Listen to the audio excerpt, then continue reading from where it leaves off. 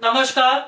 आज का टॉपिक शुरू करने से पहले एक बहुत इम्पोर्टेंट अनाउंसमेंट है और वो ये है कि मेरा कोई टेलीग्राम चैनल नहीं है, ना तो राजीव धर्माधिकारी नाम से, ना ही ऑप्शंस तालीम नाम से। यदि आपके नज़र में कभी भी ऐसा कुछ आता है तो मुझे बताइएगा। ये बहुत ज़रूरी है, आजकल इस प्रकार के फ्रॉड्स बहुत ज़्यादा हो रहे, तो इसलिए बताना जरूरी था। आज के इस वीडियो में हम लोग यूएस के सेंट्रल बैंक के बारे में बात करेंगे और जानेंगे कि किस प्रकार से वो लोग अपने इंटरेस्ट रेट को सेट करते हैं, क्या चीज़ें होती हैं जिनको कि वो लोग इंटरेस्ट रेट का डिसीजन लेते समय देखते हैं और उनके द्वारा लिए गए डिसीजंस का हमारे मार्केट पे और वर्ल्ड मार्केट पे किस प्रकार से प्रभाव पड़ता है। तो ये जो अभी मैं यूएस के central bank federal reserve bank के बारे में बताने जा रहा हूँ, इसके बारे में भारत में बहुत ही कम लोगों को जानकारी है। लेकिन जो लोग भी स्टॉक मार्केट में काम करते हैं, ट्रेडिंग करते हैं, इन्वेस्टमेंट करते हैं या ऑप्शंस ट्रेडिंग करते हैं, उन्हें इस बात की जानकारी होनी चाहिए कि यूएस का फेडरल रिजर्व बैंक जो है वो किस प्रकार से अपने इंटरेस्ट रेट्स के बारे में डिसीजन लेने वाला है। क्योंकि अगर हम देखें तो आमतौर पे निफ्टी की मूवमेंट, बैंक निफ्टी की मूवमेंट, हमारे यहाँ के शेयर्स के प्राइसेस, हमारे स्टॉक मार्केट का ऊपर नीचे जाना, वर्ल्ड मार्केट्स का ऊपर नीचे जाना, ऑलमोस्ट 50% जो चीज़ें होती हैं ये यूएस के फेडरल रिजर्व बैंक के द्वारा लिए गए निर्णयों पर ही आधारित होती है। तो आइए अब हम उसके बारे में यहाँ पर और ज़्यादा जानना शुरू करते हैं। जैसे हमारे भारत में कई सारे बैंक्स हैं, लेकिन जो मेन हमारा जो सेंट्रल बैंक है वो है रिजर्व बैंक ऑफ इंडिया, उसको आरबीआई भी बोलते हैं। ठीक उसी प्रकार से वर्ल्ड में अगर हम बात करें तो सबसे बड़ा बैंक और अमेरिका का जो सेंट्रल बैंक है वो है यूएस फेडरल रिजर्व। तो इसको सेंट्रल बैंक भी बोला जाता है, शॉर्ट फॉर्म में इसको कहा जाता है यूएस फेड।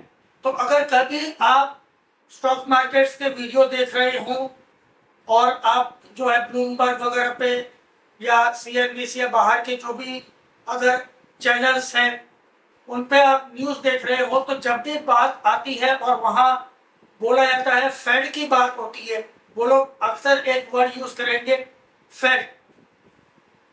तो जब फेड की बात हो रही होती है मतलब वो उस समय यूएस फेडरल रिजर्व की बात कर रहे होते हैं। अब यूएस फेडरल रिजर्व बैंक जो है ये अमेरिका का सेंट्रल बैंक है और ये हर डेढ़ महीने में अपनी इंटरेस्ट रेट की पॉलिसी के बारे में ये लोग एक इनका अनाउंसमेंट होती है। अनाउंसमेंट होने का मतलब क्या, जैसे हमारे आरबीआई जो है वो पॉलिसी सेट करती है, वैसे यूएस फेडरल रिजर्व हर डेढ़ महीने में इंटरेस्ट रेट्स के ऊपर डिसीजन लेता है। अब ये जो डिसीजन की जो इनकी पॉलिसी की जो डेट्स होती है वो ये इसके बारे में मैं आपको बता देता हूँ। दरअसल इनकी जब पॉलिसी की जो मीटिंग होने वाली होती है वो 2 दिन तक चलती है। ट्यूसडे को शुरू होती है और फिर वेडनेसडे को जो है इनका इंटरेस्ट रेट डिसीजन आता है। तो ये जो मीटिंग रहेगी, जब भी यूएस के फेडरल रिजर्व बैंक का डिसीजन आएगा वो वेडनेसडे को आएगा। तो ये बात आपको जाननी है और डेढ़ महीने के अंतर पर रहता है। अब वेडनेसडे को जब इनका डिसीजन आता है उसके ठीक 1 घंटे के बाद फेडरल रिजर्व बैंक के जो भी चेयरमैन रहेंगे वो चेयरमैन करीब आधे से 1 घंटे की एक प्रेस कॉन्फ्रेंस करते हैं। तो फिलहाल जो इनके चेयरमैन हैं उनका नाम है जेरेमी पॉवेल। इसके पहले जो थी वो जेनेट येलेन थी और उनके पहले जो थे वो बेन बर्नार्ड थे। बेन बर्नार्ड का कार्यकाल 2 बार का रहा, 8 साल का उनका कार्यकाल था। उनके बाद जेनेट येलेन आई, फिर जेरेमी पवेल आए जब डोनाल्ड ट्रंप थे प्रेसिडेंट, और उसके बाद अभी जो बाइडेन ने भी इन्हें रखा था। अब बात करते हैं कि यूएस का फेडरल रिजर्व बैंक जब भी इंटरेस्ट रेट को सेट करता है या इंटरेस्ट रेट के डिसीजंस लेता है तो किन फैक्टर्स के ऊपर वो डिसीजंस लेता है। यहाँ पे आपको ये जानना चाहिए कि यूएस के फेडरल रिजर्व बैंक को वहाँ की कॉन्स्टिट्यूशन के द्वारा, या ये कहें कि यूएस फेडरल रिजर्व बैंक को दो मैंडेट्स दिए हुए, दो मैंडेट्स यानी दो बातों का ध्यान रखना है जो कि उनके इंटरेस्ट रेट जब वो डिसाइड करते हैं वो इन दो बातों के ऊपर डिसाइड करते हैं। पहला है प्राइस स्टेबिलिटी। प्राइस स्टेबिलिटी का मतलब ये है कि यूएस फेडरल रिजर्व बैंक का ये दायित्व है कि इस बात का ध्यान रखा जाए कि अमेरिका में जो चीजें हैं, जो कीमतें हैं, वो ना तो बहुत ज्यादा ऊपर जाए और ना ही बहुत ज्यादा नीचे जाए। मैं यहाँ पे ये बात भी कह रहा हूँ कि बहुत सारे लोग आश्चर्यचकित हो रहे होंगे कि नीचे ना जाए, ऐसा क्यों हो सकता है? ऐसा इसलिए कि उससे डिसइंफ्लेशन भी आ सकता है और इकोनॉमिक डिप्रेशन में भी जा सकती है। हालांकि ऐसा दौर तो है, ये मंदी के समय ही आता है, लेकिन फिलहाल हम बात करें तो प्राइस स्टेबिलिटी का मतलब है कीमतें ज्यादा ऊपर ना जाए।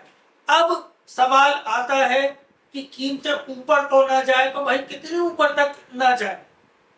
तो ये लोग किस हिसाब से डिसाइड करेंगे कि कीमतें ऊपर जा रही है या नहीं? तो उसके लिए ये लोग जो है इन्फ्लेशन का डेटा होता है। इन्फ्लेशन यानी कि महंगाई दर।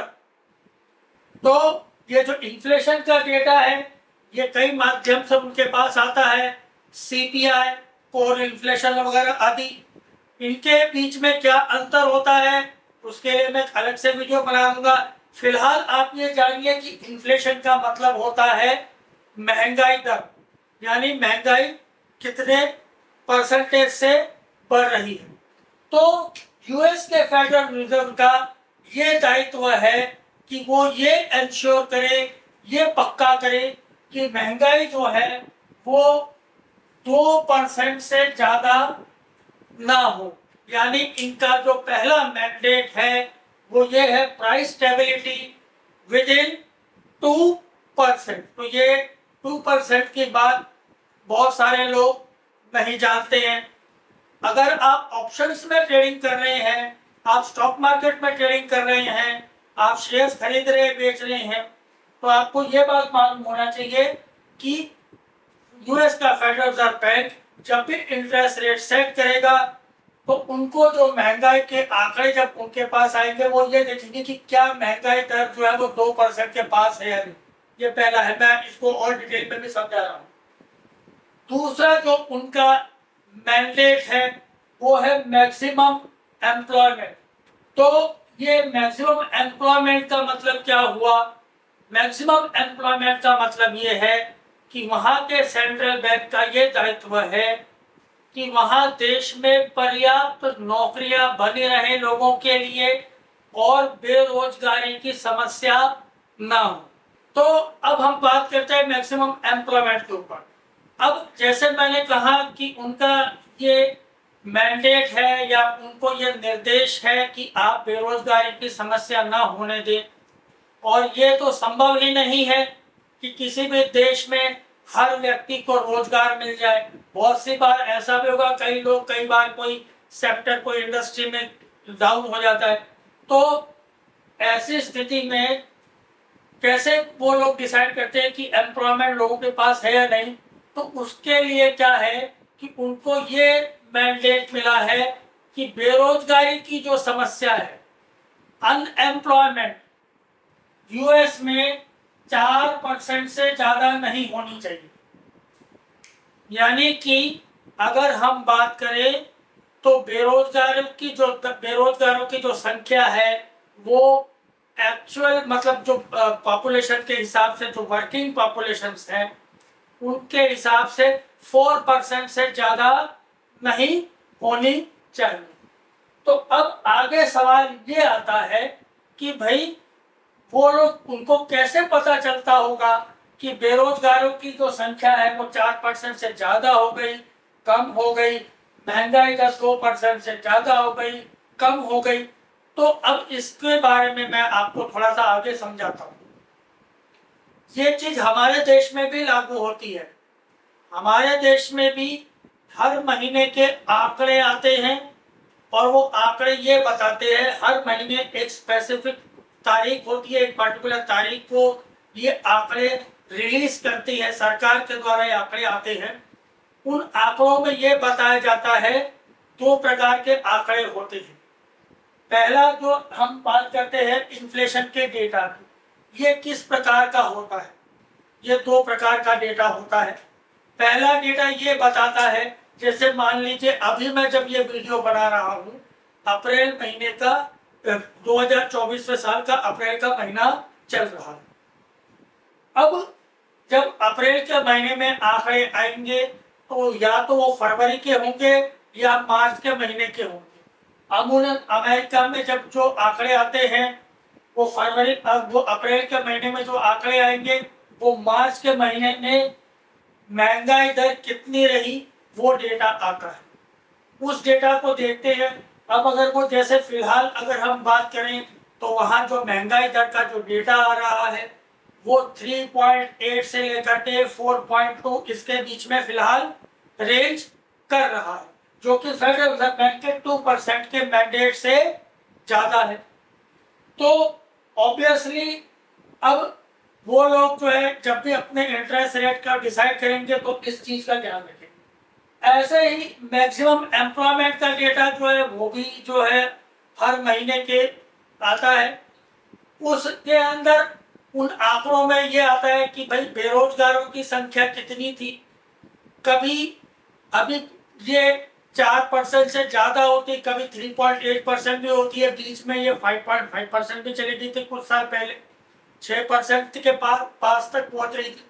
तो ये जो डेटा होता है वो इन दोनों डेटा को देख करके अपने इंटरेस्ट रेट्स को सेट करते हैं। अब क्योंकि ये वीडियो इस समय काफी ज्यादा लंबा हो रहा है और ये तो काफी बड़ा टॉपिक है, तो मैं इस टॉपिक को अगले पार्ट में कवर अप स्टार्ट करूंगा, जिसमें मैं आपको ये बताऊंगा कि अब मान लीजिए उनके पास आंकड़े आ गए महंगाई दर के और मैक्सिमम एम्प्लॉयमेंट। अब वो किस प्रकार से डिसीजन लेंगे, उन क्या क्या चीजों को वो ध्यान रखते हैं, कौन कौन से आंकड़ों को वो देखते हैं, और ये आंकड़े जो है और इनके द्वारा वो किस प्रकार से जो है अपने इंटरेस्ट रेट्स को डिसाइड करते हैं। फिलहाल क्या इंटरेस्ट रेट्स चल रहे हैं, क्या इंटरेस्ट रेट आगे आएंगे, और जो उनके जो एक जब भी उनकी पॉलिसी की मीटिंग होती है तो पहले से को जैसे कि मैंने बताया था, तो वो इंटरेस्ट रेट का डिसीजन आता है, साथ में वो उनके पॉलिसी के डॉक्यूमेंट्स आते हैं कि भाई उनके वो लोग क्या एक्सपेक्ट कर रहे हैं, और वो डॉट्स के फॉर्म में होता है कि भाई इस साल के अंत तक हम इतना रेट कट कर सकते हैं, इतना रेट बढ़ा सकते हैं, अगले साल ये पोर्शन रहेगी। तो वो सारा कैसे पढ़ा जाता है, कैसे समझा जाता है, वो मैं आपको आगे ही समझाऊंगा। और अगर आपको ये वीडियो पसंद आया हो तो इस वीडियो को कृपया लाइक जरूर करें, और अगर आपको कुछ नया सीखने को मिला हो तो कृपया कमेंट जरूर करें। और अगर कोई आपके साथ में काम करते हो और आप चाहते हैं कि उन्हें भी ज्ञान मिले तो कृपया इस वीडियो के ऊपर जो शेयर का बटन है उसके द्वारा शेयर कीजिए। कृपया डाउनलोड मत कीजिएगा, इतना आप अपने सिखाने वाले गुरु के प्रति इतना तो एक मैं मानता हूँ, एक एक्सपेक्टेशन कर सकता हूँ मैं। तो ये चीज है। और हाँ, मेरा कोई टेलीग्राम चैनल नहीं है, और यदि आपको कभी कोई ऐसी फेक एडवर्टाइजमेंट दिखाई दे, क्योंकि आजकल बहुत सारे यूट्यूबर्स के नाम से जो है अलग अलग फेक एडवर्टाइजमेंट्स आती हैं, तो अगर आपको मेरे नाम से कहीं कोई दिखाई दे तो प्लीज मुझे कमेंट में बताएं ताकि उसके खिलाफ लीगल कंप्लेंट की जा सके। और इस चैनल को लाइक और सब्सक्राइब जरूर कर दीजिएगा। Thank you.